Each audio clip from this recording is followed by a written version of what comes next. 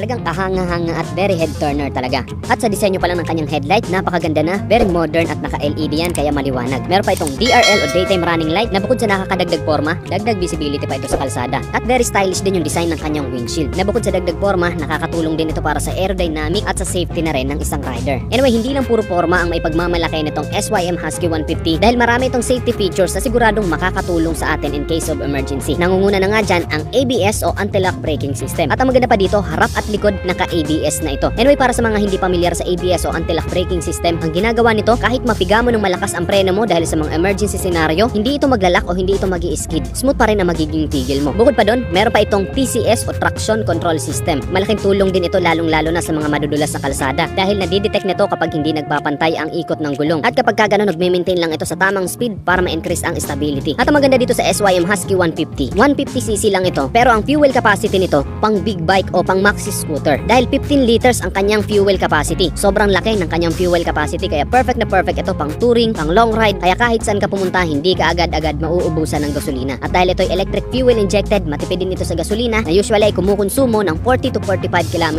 per liter. Pagdating naman sa makina nito, ito ay 150cc, 4-stroke or valves, liquid cooled, single cylinder, single overhead cam. Ang bore and stroke ay 57.4mm by 57.8mm. Then of course ito ay naka-CVT with a maximum power of 10.8 kilowatts at 8,000 RPM with a maximum torque of 14.5 Nm at 6,000 RPM. Ang compression ratio nito ay 11.2:1. At kagaya na sabi ko kanina, ito ay naka-fuel injected na. Kapag dating sa makina nito, siguradong hindi ka mabibitin sa performance dahil unang-una naka 4 valves ito kaya siguradong malakas ang arangkada at pagdating sa duluhan ay hindi ka mabibitin. At napakalalapad ng kanyang mga gulong. Ang sukat ng kanyang gulong dito sa harapan ay 120 by 70 by 13. Sa likod naman ay 130 by 70 by 13. Ayan, diba? Napakalalapad ng kanyang gulong. Parang pang maxi scooter na rin talaga yung kanyang gulong, diba? Kaya siguradong maganda ang stability nito kahit mapadaan ka sa mga sharp curve, kayang-kaya nito dahil sa kanyang gulong pa lang. Then, maganda rin ang kanyang suspension. Naka-telescopic fork ito dito sa harapan at sa likuran naman ay naka-monoshock. Mas maganda ang handling nito at kapag ka naka-monoshock, mas maganda siyang tingnan talaga, diba? Pagdating naman sa kanyang instrument panel, naka-fully digital display na ito at malaki ang kanyang meter panel kaya makikita mo ng maayos ang mga indicator nito. Then, very modern ang kanyang disenyo. Then, ayan, naka-naked handlebar din ito kaya very aggressive at very adventurous siyang tingnan. Bagay na bagay sa kanyang forma yung pagiging naked handlebar niya. Then, very convenient dahil meron itong malaking bulsa dito sa harapan kaya meron kang paglalagyan. At ang maganda dito, meron na rin itong built-in charging port. So, pwede ka na rin mag-charge ng cellphone mo dito. Then, of course, nakakilis na rin itong SYM Husky 150 with answer box system and anti-theft alarm. Then, malaki ang kanyang underseat storage. Marami kang mailalagay dito. I think kasya pa nga dito ang isang full face helmet. Then, ayun nga, kung magpapagas ka, nandito lang sa harapan ng kanyang tangke, hindi mo na kailangan buksan ng upuan mo. Anyway, sa instrument panel nga pala nitong SYM Husky 150. Sa ibang bansa, pwede kang mag-mirror dito ng cellphone mo at makikita mo dito sa meter panel mo ang piniplay mo sa cellphone mo.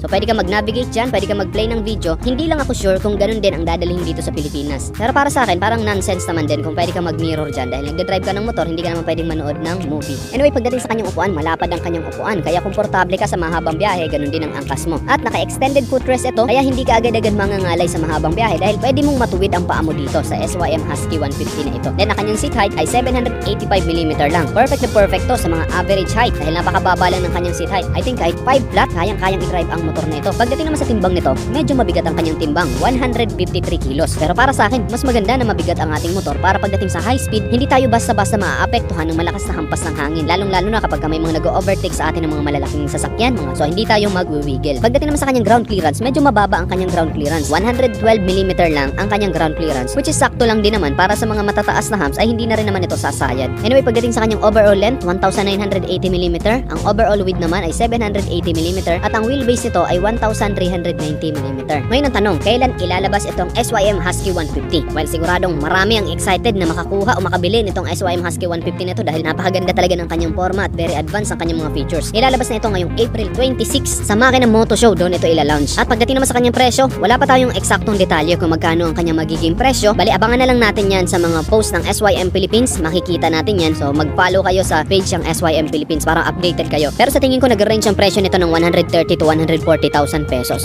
At para sa akin, kung doon man nag-range ang presyo nito, sulit na rin dahil naka-dual channel ABS, merong TCS, malaki ang kanyang underseat storage at may bulsa sa harapan at napakalaki ng kanyang fuel capacity. Hindi ka agad-agad mauubusan ng gasolina. Perfect na perfect pang touring. Then ayan, malalapad ang kanyang mga gulong. Then ayan, kagaya na sabi ko kanina, naka-dual channel ABS pa at meron pa siyang TCS. Then overall, maganda talaga ang kanyang forma. Walang tapon dito sa SYM Husky 150 na ito. Pagdating naman sa mga pyesa, hindi ka rin naman problema. At pagdating naman sa durability, talagang matibay ang gawa ng SYM. Anyway, ang SYM o Sanyang Motor ay gawa sa Taiwan at ang SYM ang nangungunang brand ng motorsiklo sa bansang Taiwan. Dito lang talaga sa Pilipinas hindi gaanong natatangkilik ang brand ng SYM, pero ngayong inilalabas na nila paunti-unti yung mga magagandang scooter at mga motor ng SYM, siguradong marami na rin ang tatangkilik sa brand na SYM dito sa Pilipinas. Dahil kung titingnan nga natin ang kanyang mga features, di hamak na mas advance ito kumpara sa mga mas kilalang scooter o mga motor dito sa atin sa Pilipinas. Kaya guys, ano masasabi nyo dito sa bagong SYM Husky 1